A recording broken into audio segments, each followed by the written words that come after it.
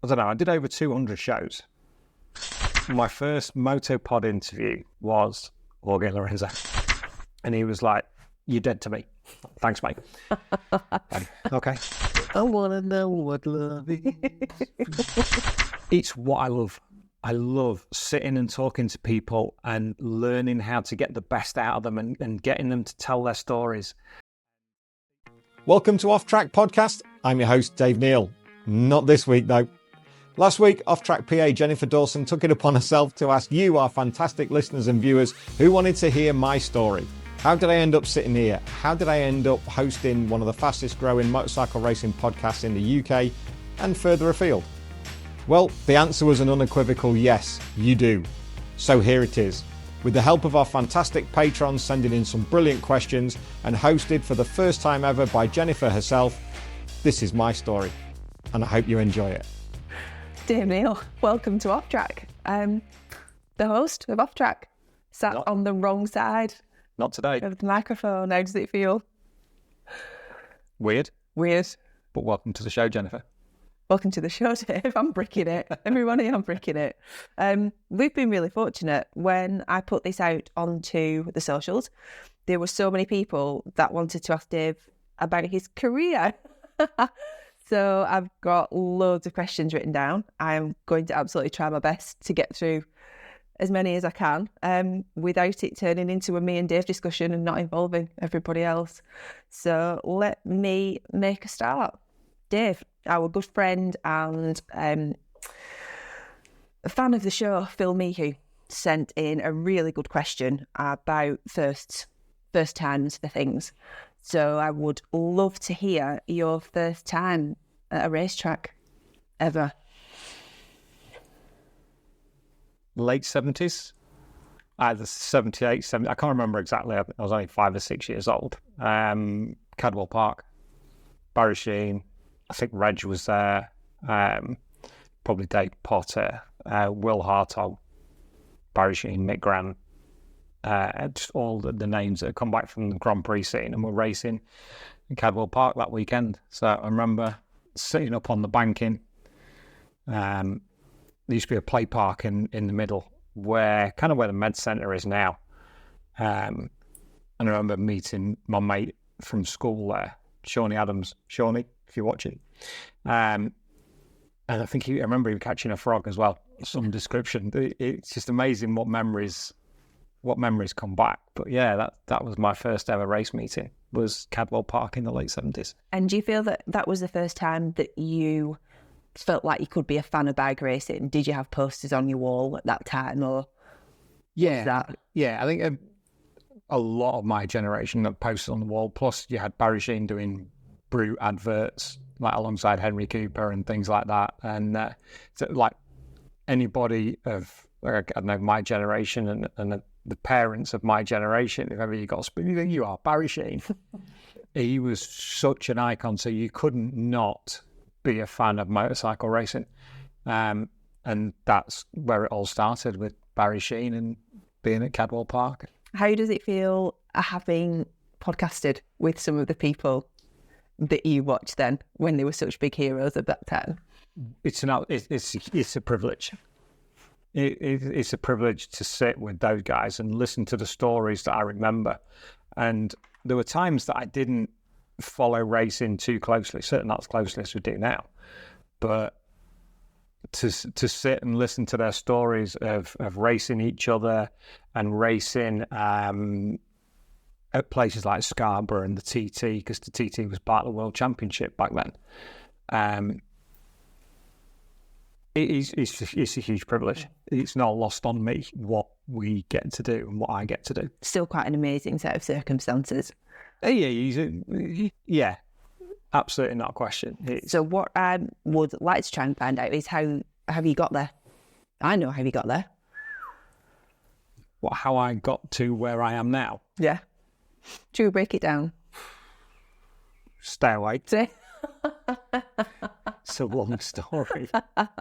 Okay, so let's then start with the first time you worked at a racetrack. So the time you stopped being a fan No, you didn't. No, never. No, you never stopped being a fan. The moment you made the transition from just a fan to super fan. it being your work, Super aficionado, not a super fan, aficionado, industry professional, motorsport professional. Motorsport professional. One for you, Greg Hayes.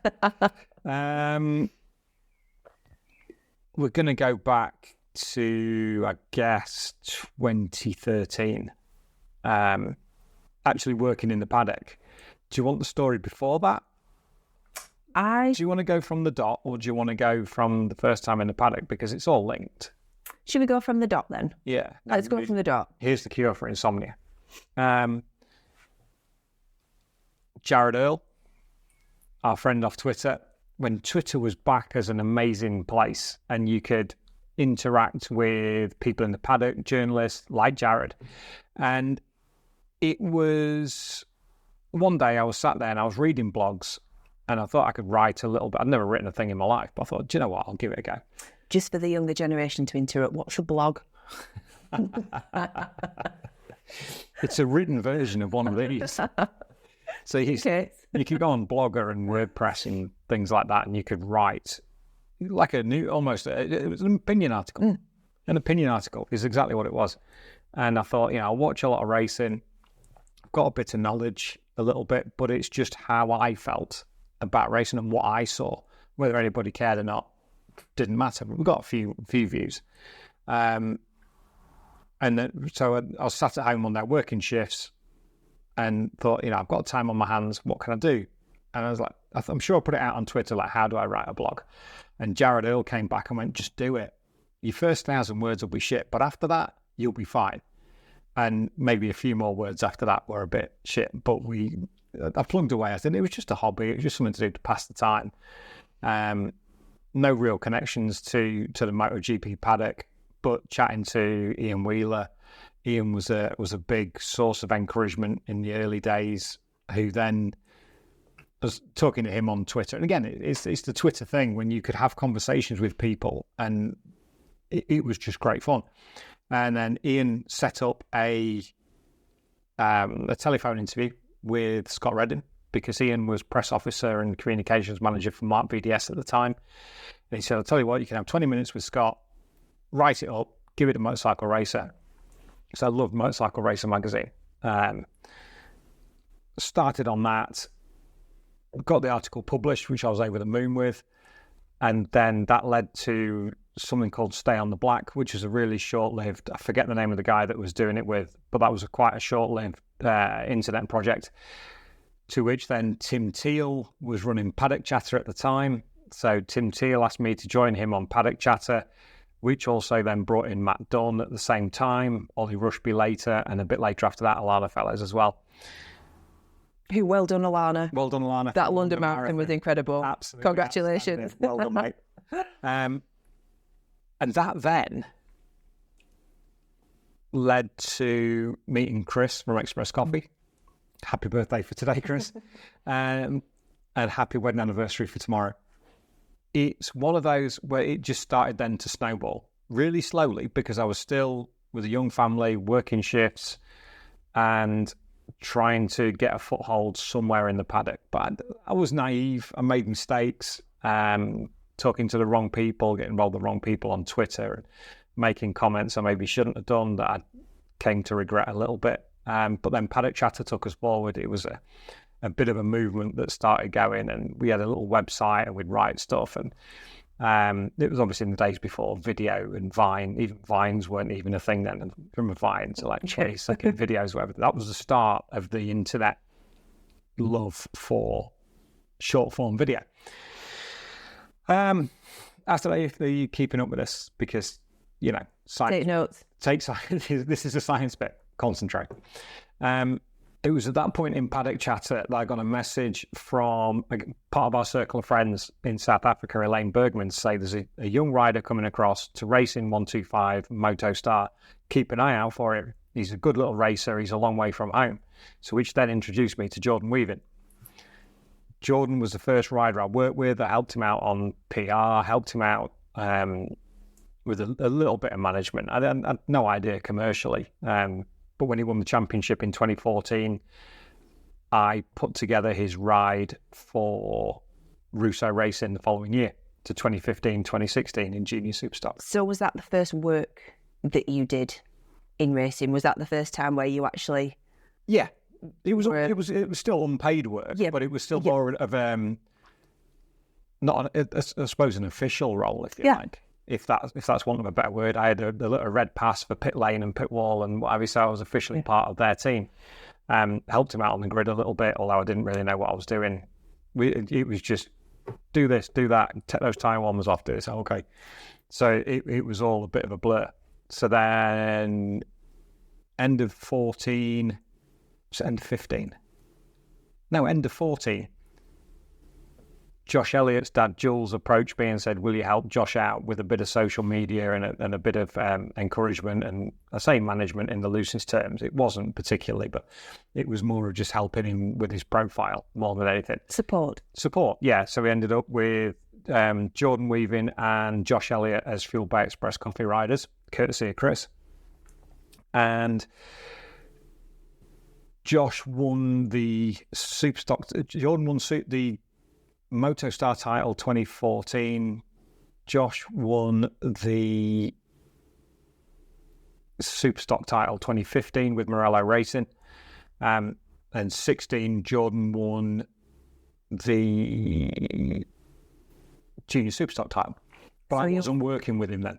Right, okay. So we were still great mates. So no, at that point, that's one British, one national title that I was involved in. Straight away. British Motorstar champion in 2014 and National Superstock champion 2015. And then there's one more title to come after that. That was Carb, which still beggars belief now.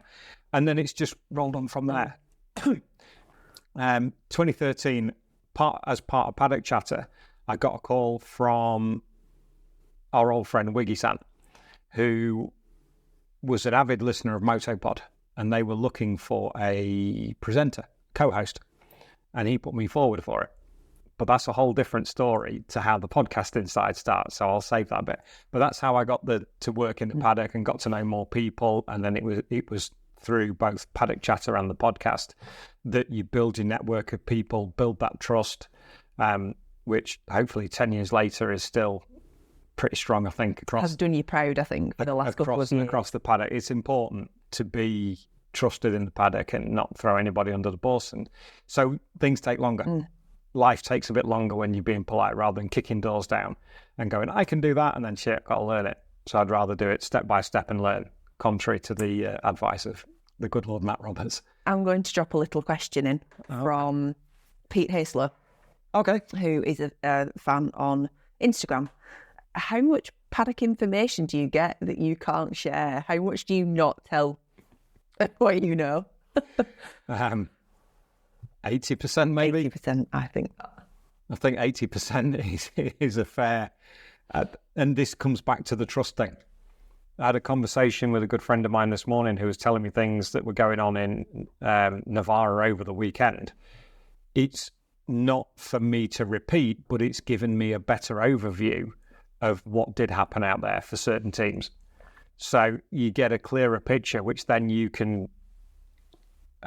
reason? You can reason things a bit more, and you can then have an informed opinion. Like we did with the live show with Kyle Campbell last night, you can go, well, okay, well, I'm not going to say who told me or what exactly went on, but like the team are doing this and the team are doing this, and you have to consider this and you have to consider that. There are a million reasons why things go wrong in bike racing. There are a million things why things go right, but it's when things go wrong that it could be one of many things. And watching from your TV, it's not always obvious. I want to take you back to part of that conversation that we just had. Your first interview. Okay. Was that Scott Redding? Was Scott Redding the first? Scott Redding. Yeah, Scott Redding was my first interview over the telephone. Yeah. Yes. How did that go? Really good. Because he will have been really young then. Yeah, he was. And I can't know what it would have been. 21, 22 maybe? Because that was 2013, I think. I'm sure that was 2013. So we went, but I already had a list of questions. I had pre questions, and it wasn't deviating from those questions. Right, I struck my glass up. So it wasn't deviating from those questions, and also taking my glasses off means I can't read that. Whereas now the conversation, well, tell me more about that. I had set questions that I could ask Ian, and so kind of give me the heads up as to how to do it, and then that's where it went. So yes, Scott Redding was my very first proper interview. So we got up to Paddock Chatter, and then you mentioned MotoPod. Yeah. So MotoPod was the first time that you podcasted. Yes. Yeah. Yeah, that was the first time I'd ever done anything, and I had no idea how to do it, what to do, kit, anything like that. So it started off in the small bedroom of our house at the time, and it was up at Heath Robinson. It was all done over Skype, so you had to dial up into Skype, but everybody was in the room, everybody connected, so it was very telephone kind of audio, not the audio we're fortunate to have now. But presenting, co-hosting, should I say, with Martin Darlington, Jules Chisak, the late Jim Race, the great Harry Lloyd, who I did nearly 150 shows with, all told. And then later, before I finished, Andy Corse. Oh, yeah. Was another one of the co-hosts when we kind of focused on BSB a little bit through 17 and 18. And I think I did the 100, I don't know, I did over 200 shows and maybe 100 interviews over the years. It's an incredible number. And I remember for a hobby. I remember you creating the list that I think you put on Instagram. Yeah, of everybody that you'd actually spoken to, which is brilliant. I think there's 183 or 184 in total. Some of those are multiple guests.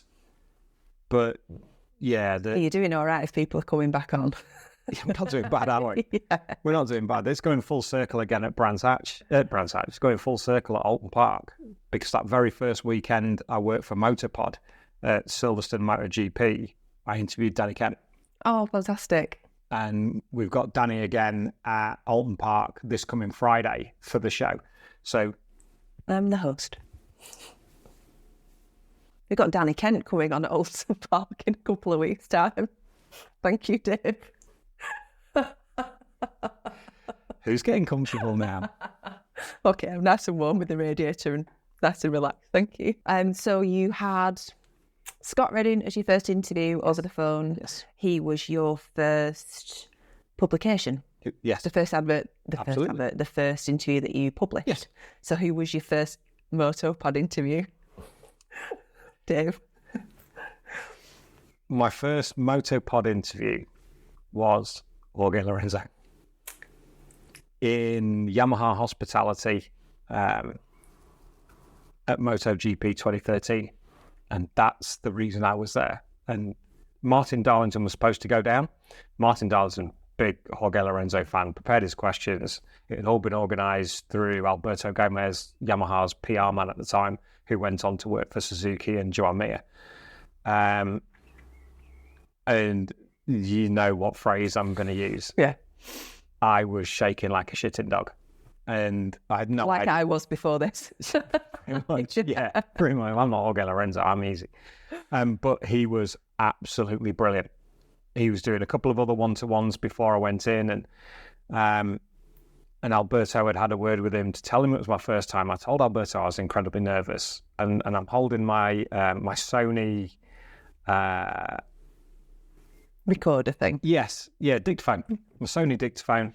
And we're chatting away with it, and I'm looking. There's one picture that he's got, and it looks like I've kicked his shins or something. And he's like, really, it looks really cross, but he's not. But he was absolutely brilliant. And then when we turned the microphone off, he was chatting away, and we had just a general conversation. Didn't take a selfie because selfies weren't a thing. But I didn't ask Alberto to take the picture because it felt unprofessional, kind of thing. Yeah, it was that. That was like you were fangirling, fanboying, fanboying. And then we spoke afterwards, and I asked him about it because we were going on holiday to. In fact, I'd just come back from Mallorca at the time, and there is a kart track, a big kart track between Palma and the resort that we were at. And I asked him about the place, and did you ever ride and race there? And he was like, wow.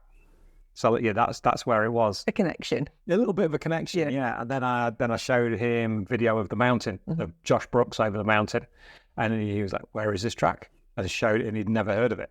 So we were watching videos of British superbikes over the mountain at Cadwell for a couple of minutes before he had to disappear off. Quite surreal, I would imagine, in that moment. Or did it just feel quite normal? Now, 10 years on, it's still surreal. No, everything that we're doing is still surreal, of sitting, well, as you said before, of how do you feel with sitting with the heroes of my youth? And yeah, it's the same thing. But that was bizarre. Absolutely bizarre. And even now, if I could go back and do it again, it would be an awful lot different. I'm a lot more experienced in things now. But who else did I get that weekend? Danny Kent. And I got one more, and I can't remember who it was. Not particularly memorable. It might have just been those two. But that's a very good start to a podcasting career. It's not bad. I had a few words of encouragement from Alex Briggs at the time. We'd had a coffee beforehand. Alex Briggs, yeah, the spazzy one. Can you say spazzy? Yeah. And we'd had a coffee previously. I was like, right, I've got to go. And he's like, you'll be fine. It's okay. Do this. And he was great. So yeah, that was that. And I hadn't even presented a co-hosted a show at that point. It was like, we need you to go to Silverstone, get these interviews, come back and then talk about them. And then 6 years later, I think maybe it was 2019, I think was maybe my last show with Andy Course. So 6 years later, and I finally moved away. I finally moved away from MotoPod, yeah. So in that time, who's your favourite? Who's your favourite guest? Because you had some belters on. Some big names. Yeah. And again, it's one of those that you sit there in your living room at the time, you've got your headphones and like a gaming headset on, hooked up to Skype. And at the other end of Skype is Freddie Spencer. I think the late, I can't remember if it was 398 and 400 A and B are standout episodes. 398 had Alex Briggs on. So I did a long chat with him, and it might have had Hodgie on as well. Not the one where he abused me.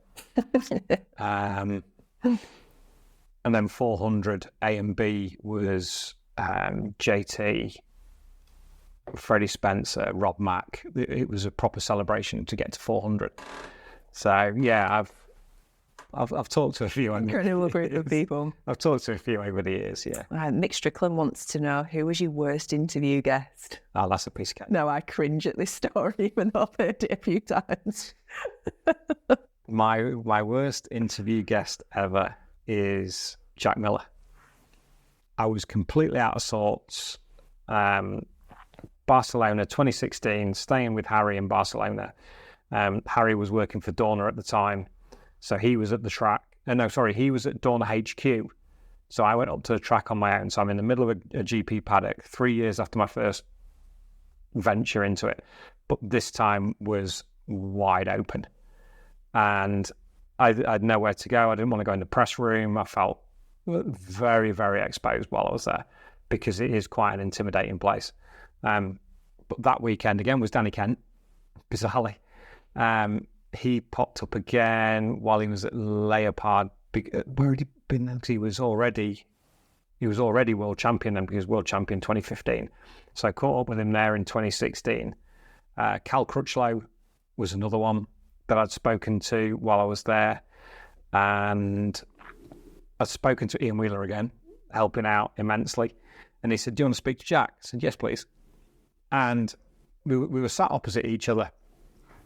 And something that a lot of our viewers now and listeners have picked up on, ask the question, STFU.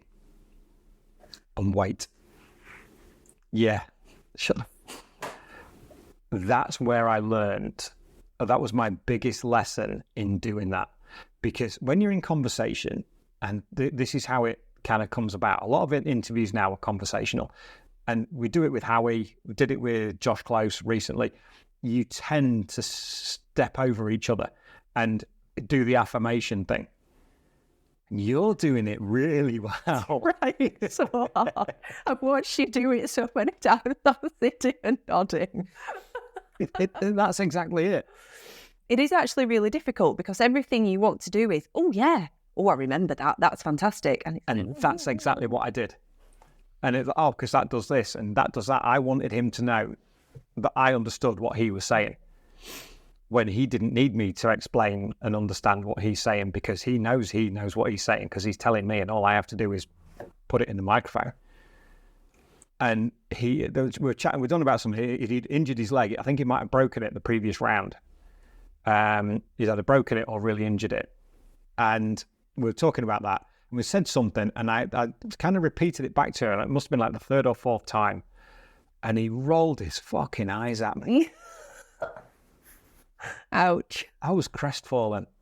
And after that, I couldn't concentrate. And to this day, 8 years later, I have still never listened to that interview back. Let's not. I'm not going to. Would you like to interview him again? Absolutely. 100%. Yeah. And maybe one day it'll happen. But that was my naivety. And I was lost in that paddock in 2016. Absolutely lost. Let's spend a minute then talking about the people that have helped you, the people that have given you advice through the years. I know Ian Wheel has been a really good backup for you, hasn't he? With quite a few things. Yeah. Ian, Jared Earl, Tony Carter, when he was at Eurosport and then later Classic Racer. Tony was a great source of information and encouragement. It kind of drifted away a little bit when I went through the personal side of life, the divorce and whatever else. Harry was always brilliant because we did so many shows together, and he was forging his own career at the time through Dorna, then through Honda, Red Bull Racing, Mahindra, when he worked with Pecco and Jorge Martin, which is where my appreciation and adoration for Pecco comes from. And later on from that, as you move on, Tony Carter, Matt Roberts. Matt's been fantastic over the last 5-6 years or so, and just giving little bits of encouragement. It doesn't take a lot, and I don't knock on their doors, and just little conversations that you have through the paddock, in the bar, whatever. It's like it's nice. I mean, you're the most supportive of all. But also then to hear it from industry professionals is equally as important. So it's nice to get that back up, that, in what we read, and also the viewers and the listeners feedback are a great source with the feedback to know that we're doing the right thing and that we are getting things out there as best we can. Because I'm not famous. I'm just a fan who worked hard and got lucky. So the reason that I wanted to do this so much, it's my fault. I put myself through this. Is that Dave isn't famous, so you don't know anything about him. You don't know what qualifies him to make some of the comments that he does about some of the racing, or some of the background history that he has with some of the guests. For example, Danny Kent. You've been talking to Danny Kent for a very good part of his whole career. Nearly 10 years. Probably nearly 10 years worth of career. So I felt like it was really important to let you all understand where Dave's knowledge comes from, and the fact that there is a lot of knowledge there. So he's not sitting on one side of a desk like I'm doing here with a full spread of questions. A lot of the time the interviews are done without questions. Yeah. Because you know people so well, because you've spent the time building the relationships with people. And that's been the fortunate, and I couldn't have done it without Tim Teal, Matt, Ollie, Alana, Paddock Chatter, MotoPod, with the guys there, and then moving into becoming friends with Alex Bolton, who was OMG Racing's press officer. And then it was Alex that then talked me into doing off-track. So that's... It's a lot of time. It's a lot of time spent building something. I would hate to see how many hours I've spent building my reputation, the reputation of whether it was MotoPod, Paddock Chatter, off track, on social media, organising, and over the last 15 months editing. Because I'm learning how to. you got to learn how to do it as well, yeah. Because I'm, done a bit of printing, done a bit of shop floor management, done a bit of estate agency, done a bit of this, bit of that. 7 years in the RAF. So it's a varied career before that. So, you're never too old to learn new tricks, but having guests on that we do and your support means that it's kind of easy. In really small letters, but in inverted commas. Very much so. Off track. Hello. Talk to me about you all, Mr. Off Track. I am Off Track PA. This is Mr. Off Track. It's a full-time thing. It is a full-time thing, along with the other projects that we have to do with the company that I work for. Building the brand of Off Track is one of my primary objectives. And it's yours. It's mine. It's your podcast. It is, yeah. What started it off, it was lockdown. Same old. I've been friends with, wind it back to 2018, working with Josh Elliott. Josh got the call. Josh was without a ride. He'd started off with Morello, back at Morello in 2018. OMG's first year was 2018. They had Gino Rea on the Superbike, and they had Ben Luxton on the Stocker. And Ben was just a dot back then. He's not even old now, but 2018 is getting on for 6 years ago, and he's just contested Le Mans with Wardy and Tom Oliver and Michael Dunlop. And Ben got moved to a different class. Josh wasn't going well at Morello. It wasn't the same. It's difficult to go back. Josh moved to OMG Racing, brought them their first race win at Thruxton in the August. We met the team at Cadwell, became good friends with Al Gardner, Paul, Holly, and the nucleus of that team is still there with Daz and John Boy. So that team is a very, very close-knit team, Boggy and the rest of them. And then it sort of carried on as friendship from there, because Josh rode for them then in 2019, taking their first race win. It was given to after because there was the Taz and Jason thing at Luffield. But it was their first top step of the podium. Season didn't work out for Josh for a host of reasons, but we stayed friends with the team. And then in 2020, lockdown, but it was Alex that said, why don't you start, interview James, let's do this, and it was supported by the team. So we went through that and spoke to Billy and Shannon and everybody. It was all done via Zoom, so we could record the audio and put it out. The video podcast didn't start properly until February 23. So went through that.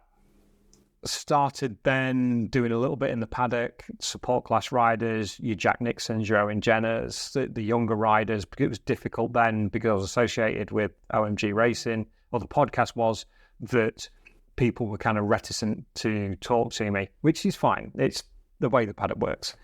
So we did the support class, loads of support class riders.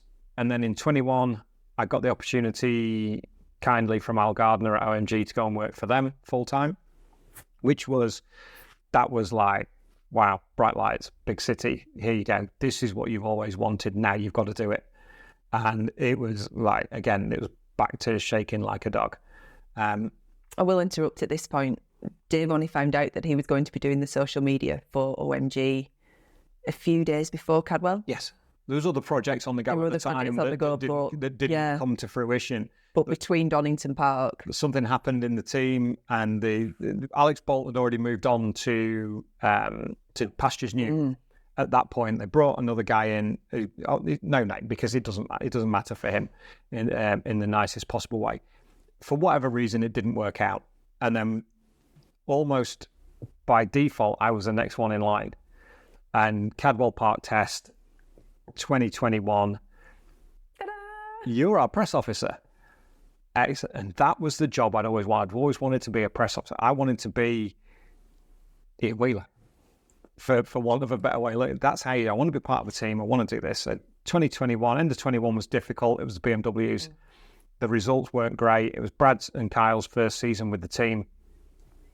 Then we did the swap to Yamaha, which was announced at the end of the year. So dealing with Ollie Rushby at Potsky Media and Yamaha Racing UK, which goes for the Paddock Chatter crew for what they're doing now. If you ever, we'll come to that in a bit, because they all went on to do their own thing while I was still working shifts and paying big mortgage and life in general. Yeah. 2022 came. I mean, what a season. Working with Brad and Kyle, Brad going on to win the Bennett's British Superbike Crown in 22, with me as his press officer, ushering him here and there and writing the press releases, doing the social media, being part of the celebrations. And you got a medal. Oh, we got a medal for being part of the team, yeah. And so did you. We got medals for being part of the team that year, which was incredible. I'm working with Tommy Hill, who was always someone I looked up to as a rider and was a big supporter of, back from his R6 Cup days, which goes back to Rob Mack living down the road from us over in Gainsborough. He was at Scotterthorpe for years, so he was the big local legend. Reg was a bit further away. Roger Burnett was at Stainton Le Vale. Wayne Gardner was at Rugby for a bit. And that was the joys of the motorcycle racing, that the proper Rob Mack, the only man I get starstruck with. We'll come to that. So that was 2022. Was incredible. Just before the end of 2022, one of the great guys that I work with, Tom Large, I basically rang Tom and said, look, have we got anything to keep me going through the winter? Because the winters are quiet as a Superbike press officer. It's just Monday motivation, Wheelie Wednesday, Throwback Thursday, toss off Tuesday, and what the fuck Friday.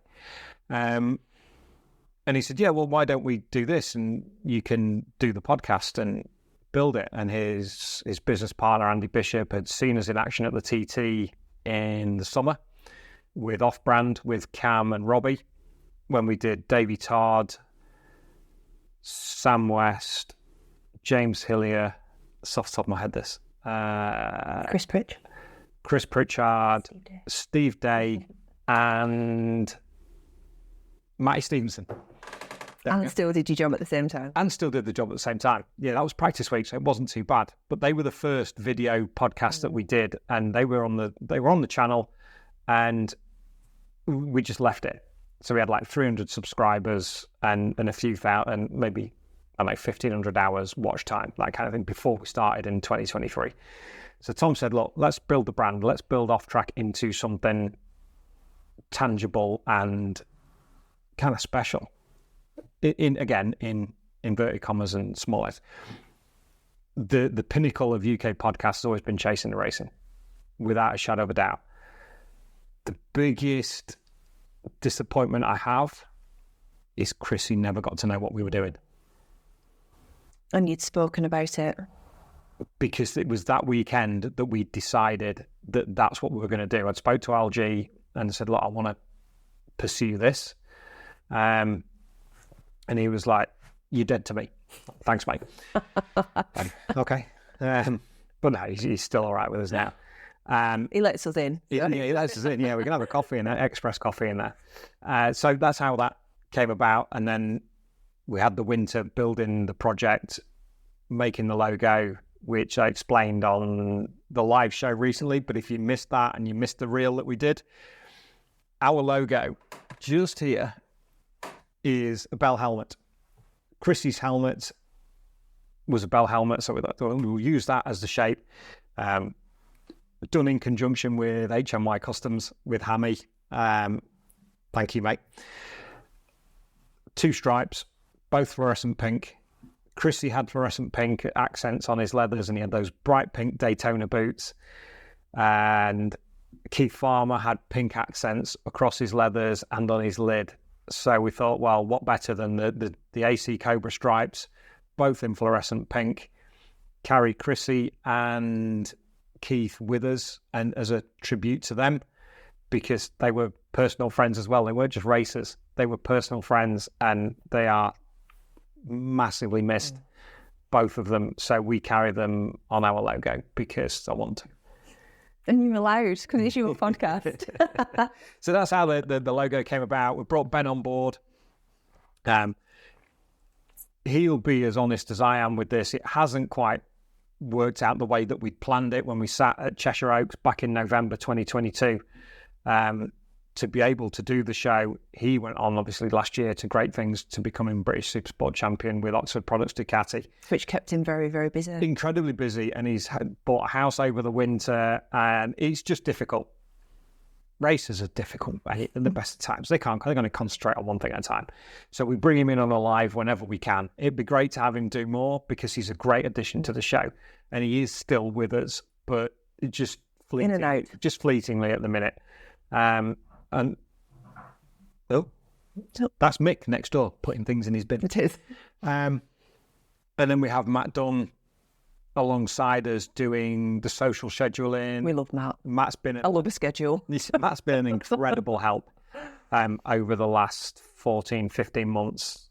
The listeners and the viewers have seen him on the show. Last time he was on with us was with Eddie O'Shea, back at Eddie's place back in November. But he has such a great insight into young riders, but he also has an amazing insight into social media, the nuances of social media, what works, what doesn't. He was a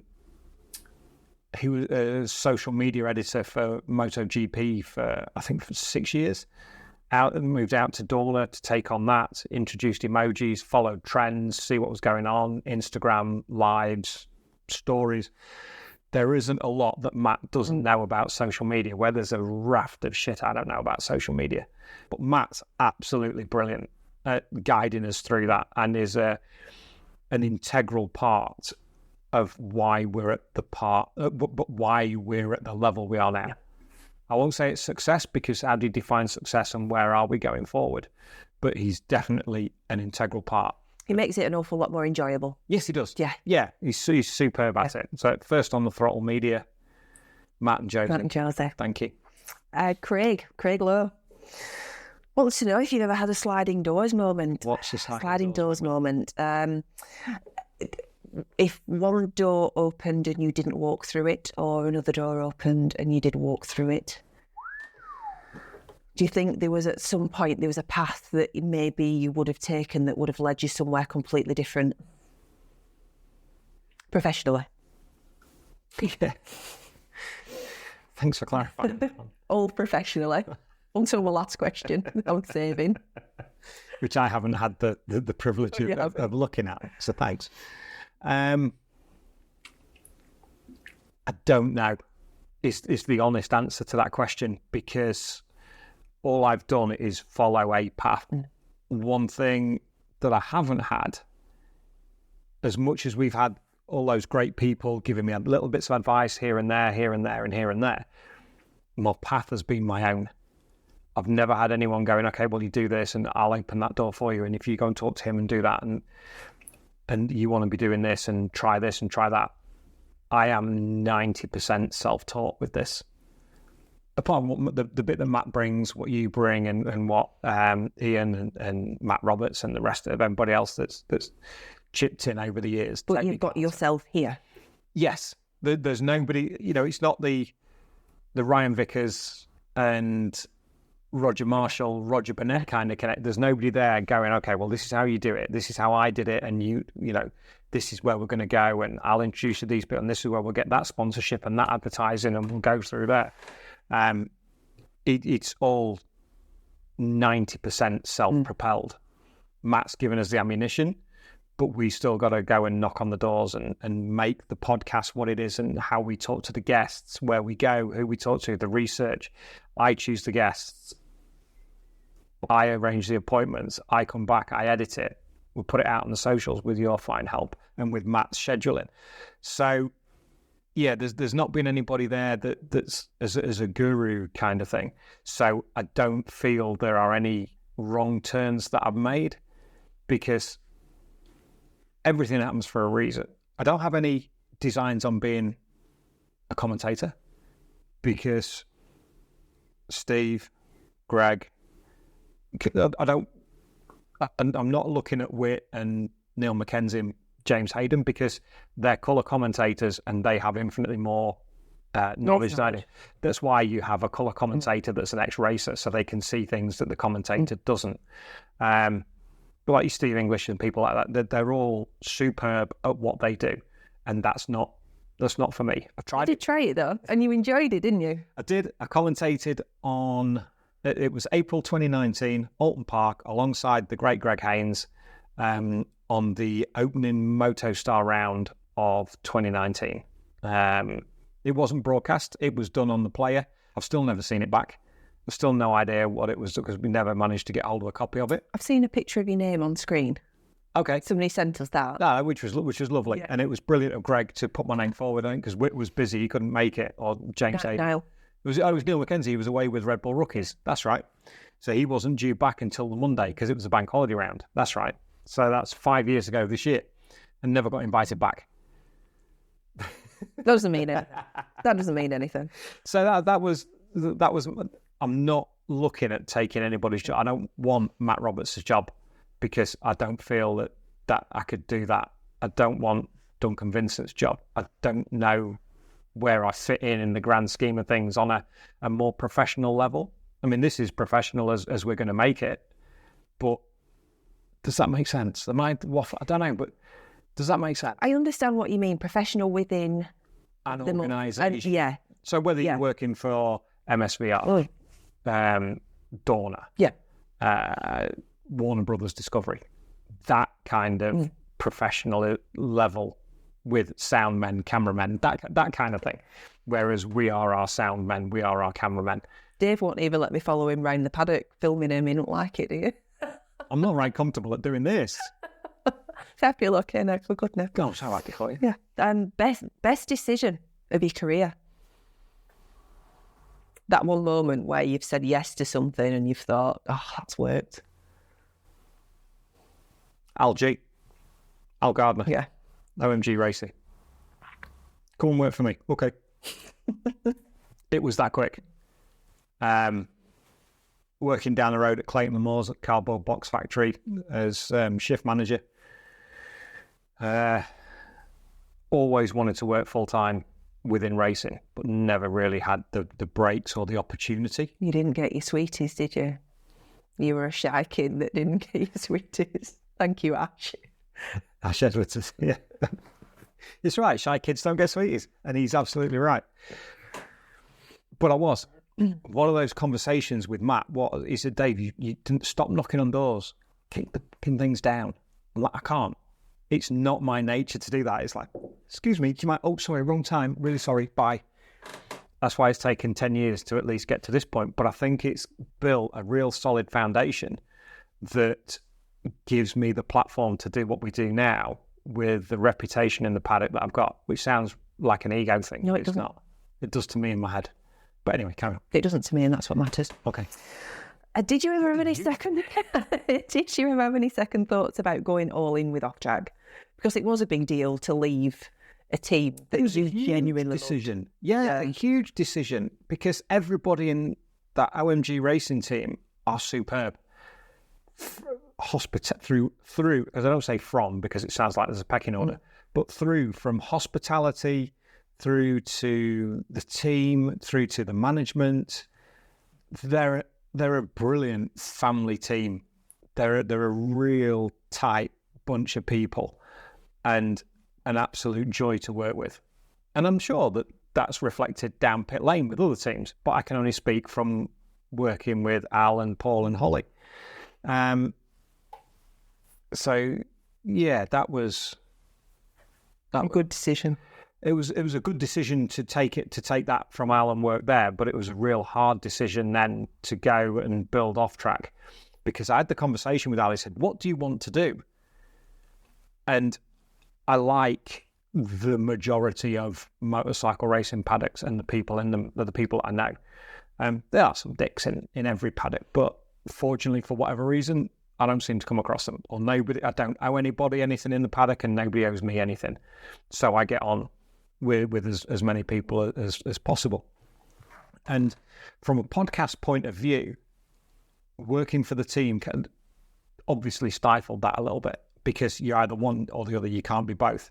So when the opportunity came through Tom to do the podcast, it's like, okay, this is the opportunity to talk to everybody.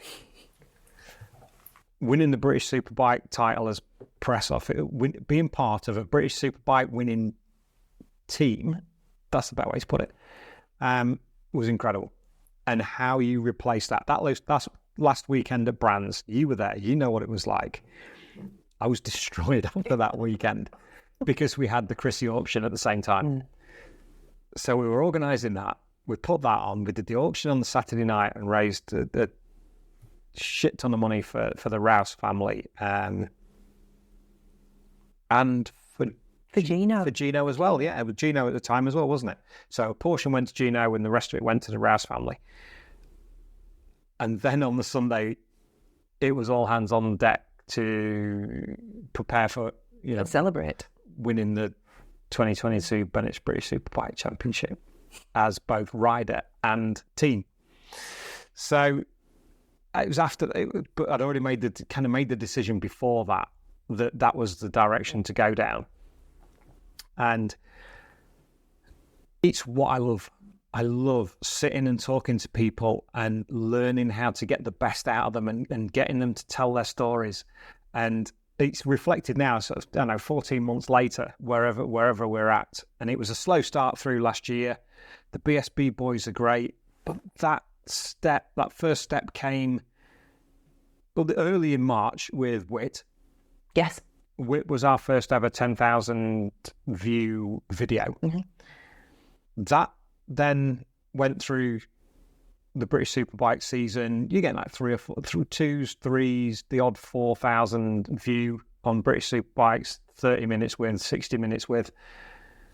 Then in November, we sat down with Shaky at Bikes and Banter, courtesy of Mick Spate over at the Lowther Pavilion, which was put out in the middle of November. That took a big jump. That overtook Shaky, overtook Wit as our best ever and went to 10, 12,000. I guess it's 17,000 now, something like that, which is knocking foots. Taz, Neil, Charlie Williams over Christmas. They can't have a podcast without mentioning Spanner because it's because he was brilliant. Because the dumb thing now. Yeah. Spanner was superb. Eddie O'Shea was brilliant. But then it went into that run of Charlie Hiscott, James Hayden, Steve Parrish, Witt, Jack Valentine. That run at Glen Irwin, Glenn, Jordan and Frank Jr., the Glen one went off the charts. That got us out to more people because he hadn't spoken to anybody since the end of the season. So it was a real privilege to sit with him over at Ducati Preston and get his story. So I didn't know we only had an hour. We could have done 2 easily. But it was short and succinct and he got his point across, and that's now at 18,000. But he's not number 1. Who's number 1 now? Witt's latest. Oh, so Witt brilliant. has now reclaimed the number 1 spot at like 18,500, something like that. So Witt will be he'll be our first 10,000 with the first one, and I think he'll be our first 20,000 view show, which would be incredible, won't it? Yeah. So that's basically why we went down the off track route. If you lot are still awake, don't look at me like that. I will. It leads me nicely to another question from Mick Strickland. Who's the most welcoming team, and who's got the best biscuits and cakes? I have a view on this. It might be different to Dave.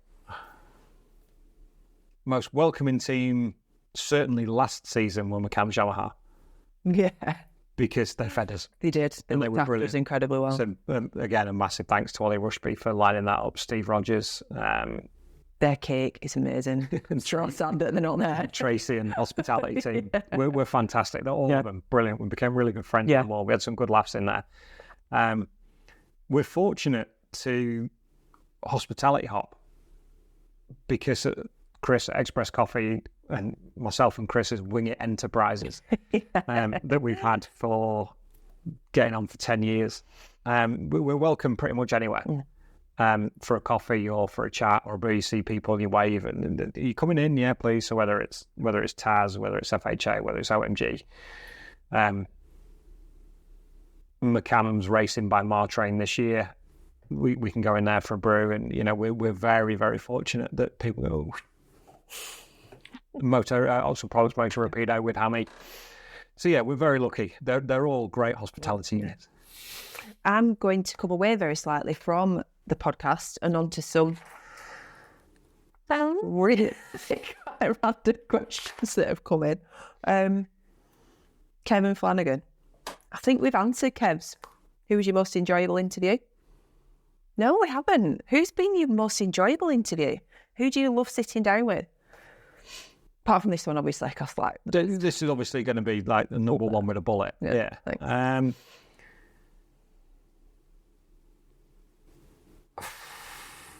That's difficult, actually. I don't. What makes it the best? How engaging the guests are, but how, because of different characters, how engaging is one guest over another? So like Shaky was superb. I've been wanting that one for a year, which might answer another question. Which answers another question, actually. Yeah, I thought it might. But we'll tell the story of that one nearer the time. But overall, I mean, Whit's always brilliant.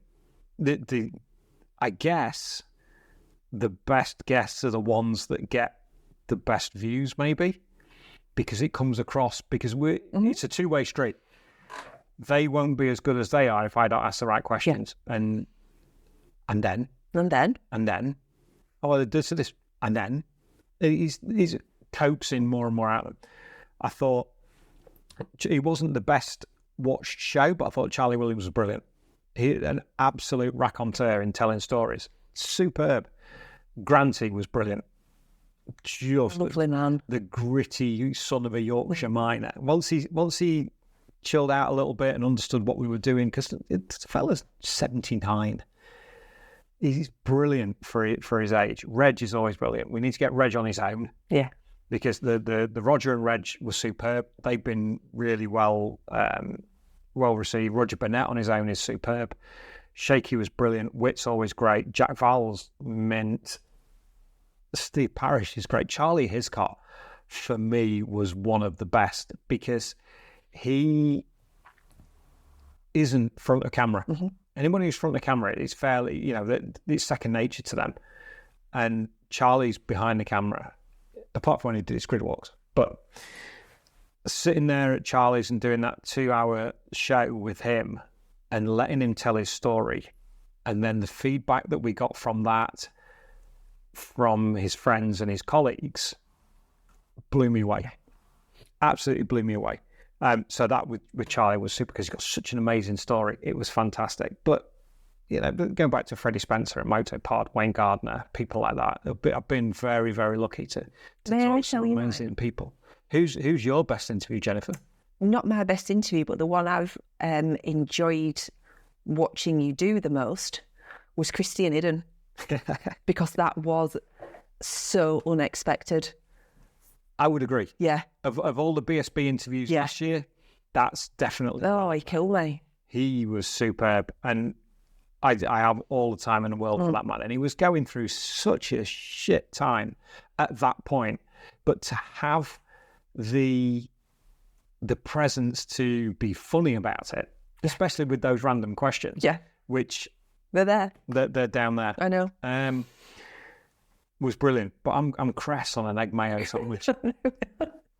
Hammy was in tears, and you could see that Christian enjoyed it as well. I'd like to think he did. That's the bit that I thought. Yeah, that he was invested in it. Yeah, and when you get guests that are invested in what you're talking about, because it's kind of easy.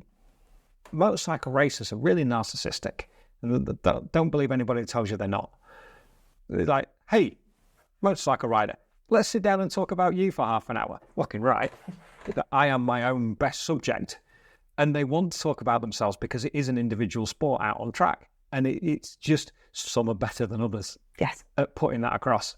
Some aren't great. They know what they want to say, but they just can't get it across. And it's sometimes you have to work a little bit harder at getting the stories out of them, because some of them are younger, they freeze when you stick a camera on them, and it just makes things a little bit more awkward. But the older guys who can talk and who can recall their stories, and then is just, it's great. So you Shakies and people, and the one moment that stands out for me is the point of Shaky, when I asked him about 2018, and we'd agreed beforehand that we weren't going to go in depth about it because there's all sorts of legal and all sorts of stuff going on behind the scenes, and NDAs and what have you.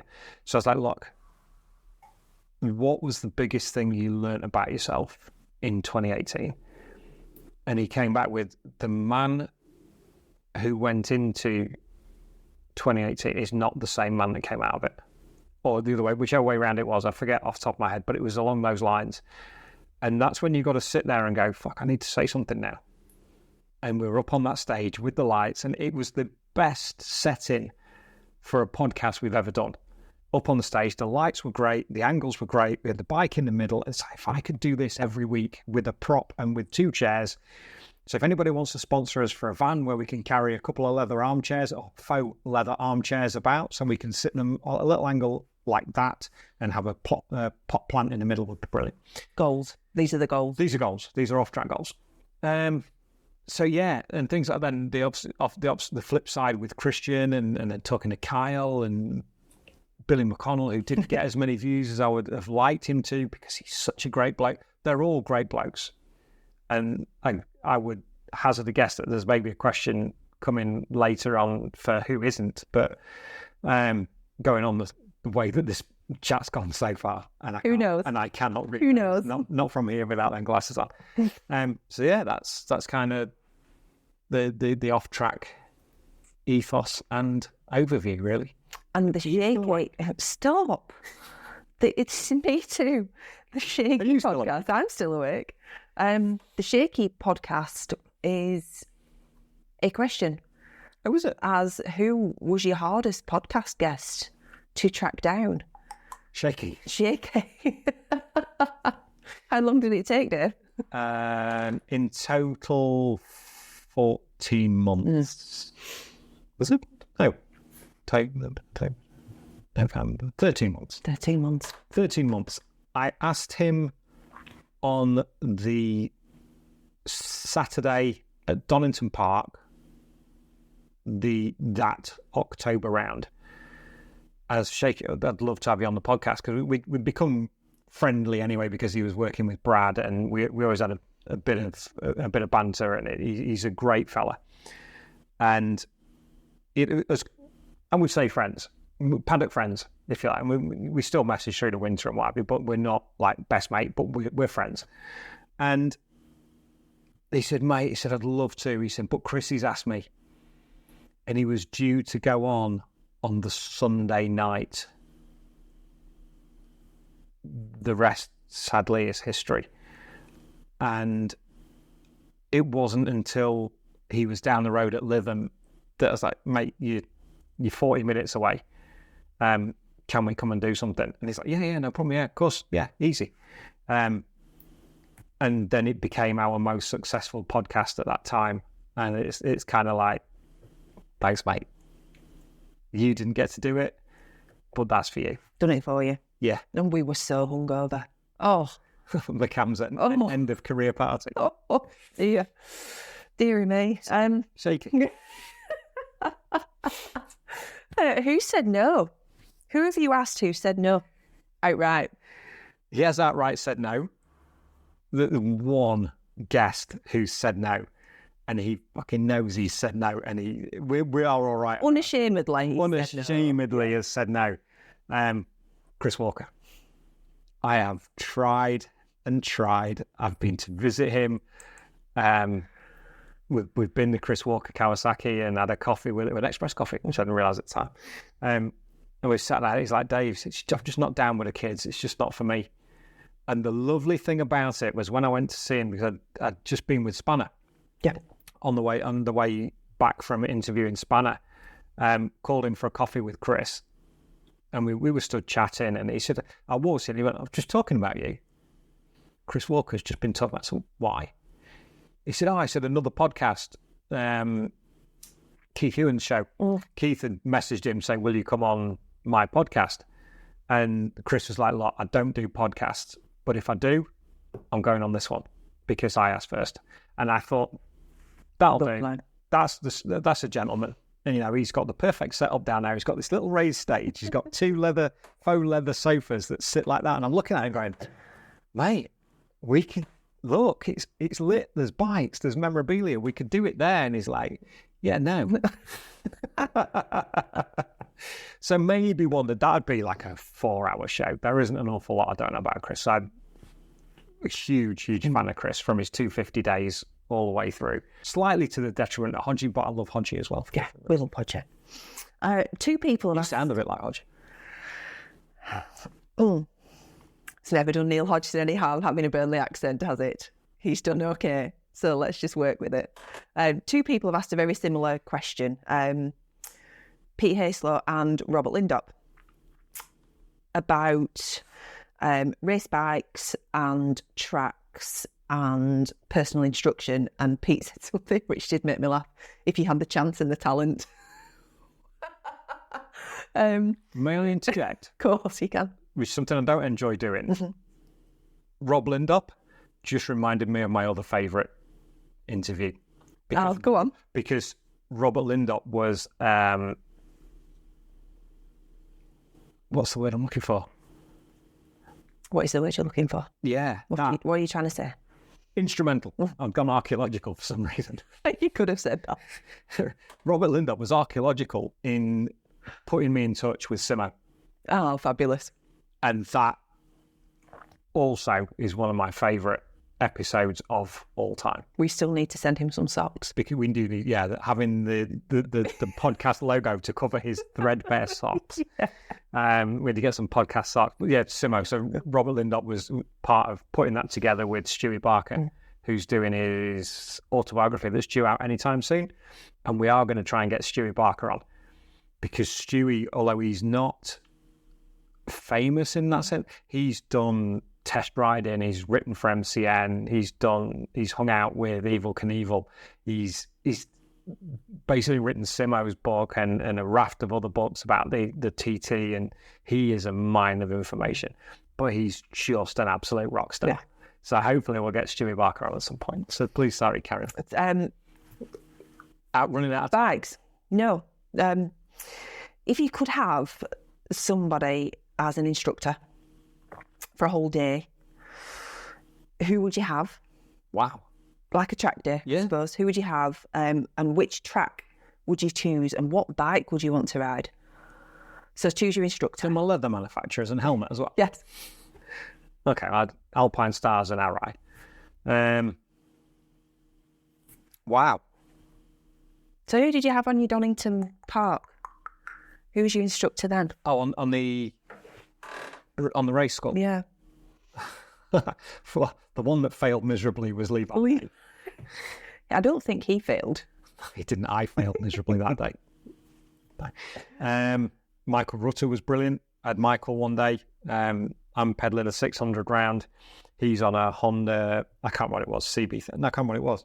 It was one of the adventure bikes anyway. And I remember going through Coppice, and I'm pedaling like hell to try and keep up with him. And he's almost reading a book as he's going to laying big black lines on his bike. And he's looking at me and going are you coming or what? Oh, he's like, prick. So he's not your favourite instructor then, is he? Lovely fella. That's brilliant. Thanks for that. The gulf in what I can do and what they can do is just eye-watering. And then when you go beyond that, it's incredible. But I'd also like to see Michael Rutter try and do a podcast. Yeah. So we all have our talent. We all have our talent. We all have our talent. And I will answer the question shortly. Which track? Buying myself time. Which track would you choose? Anywhere in the world. Let's keep it in the UK because we're pretty much BSB based, aren't we? At the moment. For now. So let's stick with the UK. So people recognise the tracks. Joint first place. Not your favourite track. No, the place I would like to. That you would like to. Yes. Joint first place. Cadwell Hall. Cadwell, because it was the first one I ever went to. and I'd love to be able to go around there at a reasonable pace, but it's tiny. Alton Park, because again, it's just an amazing place to watch from and to understand what they do, even at a tiny level, would be really cool. And I'd like Tommy Hill to show me around. Oh, yeah. Cracker. That'd be good. I'd like Tommy to show me around. What bike would you like? Brad's R1. Brad's R1. Nice. Championship winning R1. No idea how to ride it. And he's tall as well, so he's... Yeah, exactly. So he's the same height as me. He's just about 6 foot. So we're going to get Brad Ray's championship winning bike to wobble around on. But it would more likely be... No, you get to choose whatever you want. Oh, brilliant. That Multistrada I had the other day. Yeah. Because I was really happy on that. Yeah. So, yeah, maybe something like that. Yeah. But I'll make a of all the track days, not track days, of all the Ron Haslam race schools that we did with Chris. And I think that's it. That's the only opportunity. I've dreamt about it so many times. But of all the laps I've done at Donington and the Express Coffee race schools, never to this day got my knee down. Who's your favourite Spice Girl? Who's asked that? Robert Lindop. He's bad.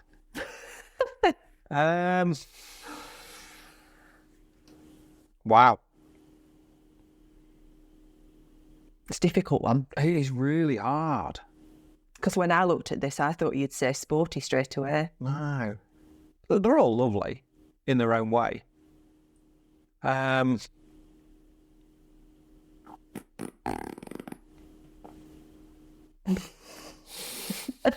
Difficult times.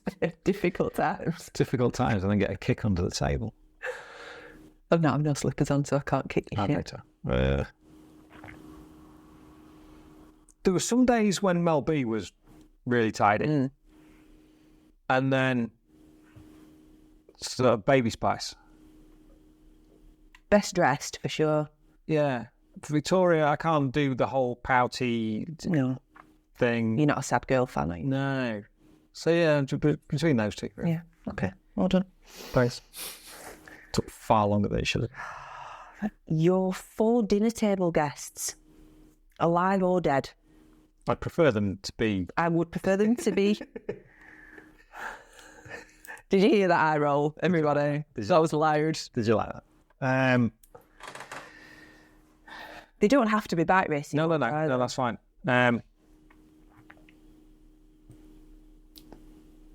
Barry Sheen, Liam Gallagher,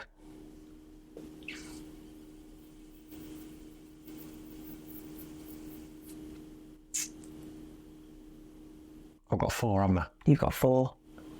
Don't know why we've got an odd number at the table. That's weird. Yeah, that's weird. Michael J. Fox.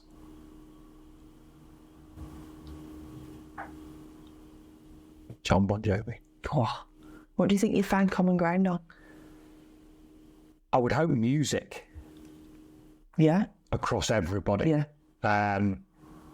But achievements and performing in front of arenas of different sizes. So you have the adulation of Barry Sheen. You have the Nebworth for Liam Gallagher and the swagger. And then sort of Michael J. Fox as one of my favourite actors of my Teen Wolf, Back to the Futures, Secret of My Success, and then going through what he's going through now, and John Bon Jovi, because he's John Bon Jovi. They've been my favourite band since 1985. I was 4. I wasn't. Oh, Dave. Such a fuck. Do you want to do odds and evens, or do you want me to just shout them out and see what you fancy? Oh my God, this is an hour. I've got some right editing to do on this. You have. Because this is an hour and a half. I've not fucked it up though, so you don't have to edit too much out. Keep it 9. And, let's roll it off with what do you do, 5? Or do you want to do odds and evens? You're the host. Okay. You tell me. I'm just going to read them out. I don't give my guests the opportunity. Who's the most famous person in your phone? To you, famous to you. Freddie Spencer. Just a good one. Would you just drop him a text if you'd had a few beers? How's it going, Fred? Send all of it. Interesting. That'd be really funny, wouldn't it? See what you got back. Half the BSB paddock, some of the World Superbike paddock, and a few from MotoGP. I wonder what you'd text though. I don't know. Carry on. Motorcycle racing sucks. Because if anybody, move on. What annoys you most in life? Stupid questions. They're yours. They're your questions. I'm in a massive agreement with James Hayden on the show. Where we can't be who we want to be these days, and you can't say things for fear of offending people, and there's red tape for this, and you can't do that, and you're changing names for that, and we're changing history. You can't change history. It's there. Just deal with it and learn from it. But we don't learn from history. The last thing you did for the first time.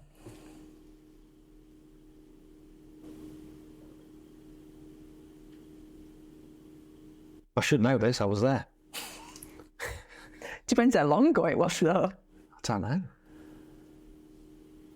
What a horrendous question. You did a peak recently? Yeah, but I've been up it before. No. Oh, man. Difficult. Rode a Ducati. Oh, nice. Multistrada V4S Grand Tour. I loved it. Absolutely fell in love with it. The video's on the other channel. It is. Off Track on the Road. Go and have a watch. It's really funny, actually. Thanks, Ash. One food you could never give up, and have you just had to give it up? That's not the question. It's not the question. One food you could never give up. Hands up if you've got to bring your cholesterol down.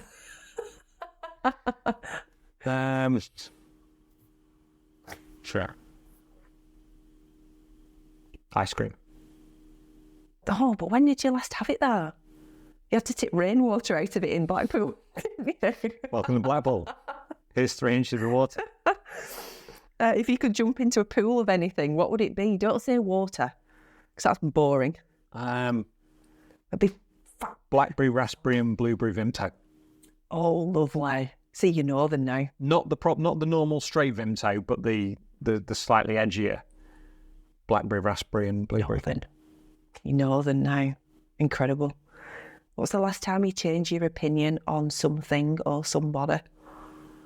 You're very good at this. You're a lot better at this than me. A lot more forgiving of things. Tom Boulamos. Because the general consensus when you speak to people about he's a bit of a dick, he knows he's a bit of a dick. I can say that. But getting to know him and behind the persona was brilliant. He was superb on the podcast. That's another one that really needs more views. A couple of things that people picked up on, that he's got no money, but he's got a big collection of cars, but that's why he's got no money. So that's his future. We've got no money. We've got a really big collection of cameras. Yeah, we have, yeah. So yeah, but it wasn't opinion formed on anything other than somebody else's opinion. I'll say that straight away. It was my actual opinion of him is absolutely fine, but I hadn't met him, so it was only based on what other people had said. How's that? It's the truth. It is the truth. It's the truth. Yeah, it's the truth. Who do you admire from another sport? Because you're quite a sports fan, aren't you? I think anybody who's got to the top of the game and stayed there. David Beckham. Coming back from what happened to him at the World Cup to then go on to captain England and the goal against Greece to take us back to the World Cup. Triumph in the face of adversity. Yeah. So I think certainly David Beckham is right up there, and I think I would. This is one of my favourite questions that you ask. You're on your own in the car. You've got your music turned up to 11. You've got your windows down. You're on your own. Nobody can judge you on anything. What are you listening to? It's exactly that. Christian. A lot of country. Bon Jovi, the early stuff, some proper rock ballads, very similar to Jack Kennedy. there aren't that many people that don't love a rock ballad while they're driving along. I do. I want to know what love is. These jeans. So yeah, that some good country, some proper hairs on the neck stuff. So whether it's Luke Combs or Jordan Davis or Bailey. Bit of Bailey. I have a question from I thought you were going to say I have Lisa. done it up. I've done it up. I have a question from Lisa. Lisa Our lovely Lisa from OMG Hospitality. Morgs. Lisa Morgs. If you weren't who you are, who would you be? I think that's a really difficult question. Professionally. If you weren't who you are, who you would be. Yeah. Who would you be? Yeah. So who would you like to be if you weren't you? Lucky Matt Roberts. Well, you don't want his job. No. You just want his hair. You want his hair. Potentially his trainer collection. His chinos can be questionable. His ability to present is incredible, and he's such a great fella as well. Who would I want to be if I wasn't who I am? Or who would I be if I wasn't who I am? Yeah. Who would I be if I wasn't who I am? Is on the grass bank with a pack up, still watching. Sat next to me racing. still. Yeah, still watching motorcycle racing. That's the nicest thought. That's who I would. Still a bike fan. 100%. Yeah, I'm not anybody. That's why we're doing this, so people can know who I am and the background and everything else. And I hope it's well received. I hope you're enjoying it. But yeah, if I wasn't who I am now, then I'd still be sat on the grass bank. I just wouldn't know them the way I do and be able to tell their story. It's a nice feeling, isn't it? It's an incredible feeling. The love of the sport is still there, regardless of whether you're this side of it or that side. Yeah. I'll always be a motorcycle racing fan, regardless. A favourite corner of any track in the world?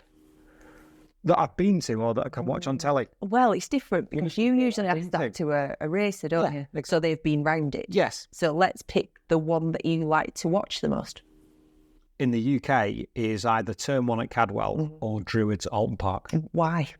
Because you get the sheer sense of what the boys and girls are doing, especially on the superbike, to control, especially out on Druids, double apex right-hander and then over the rollers. So they're over the front of the bike's trying to go out to the grass, they're trying to bring it back, they're trying to stand it up, get on the gas at the same time and control it over the rollers. So much going on out the back there, so much going on. And Turn 1 at Cadwell is just whatever it is, back 2 gears, 4th gear through there, 140 mile an hour, maybe a bit less on the superbike. Can't remember what they said. But then you sort of right out on, it's about as wide as this bloody table. And then you've got to pull it back over the crown to go right for Charlie's 1 and 2. The first part of Charlie's is blind. So such full commitment through there. It's incredible. On the TV, it was this weekend that you got to see it in its full glory. And that's, and I can't remember what the name of it is. It's not a Hog, is it Hoghider? But Assen, when they come on to the back straight before they take the left into the Gertimmer chicane, they come from the top section and it's got a dip in it. And as they go through the dip, the back comes round and they're laying black lines all the way through and the back's drifting through. And just watching it on the TV, and I've been fortunate enough to go to Assen and see it in person. So yeah, that's another one. I forgot when, 2011. Ben Spies' first and I think only MotoGP victory. So yeah, that is just all right to watch it on TV. Even JT and Greg are like, whoa. So anything that makes the commentators do that, is pretty special. Where do you want to go this year? What do you want to do with off track this year? Bloody hell! It's a whopper, isn't it?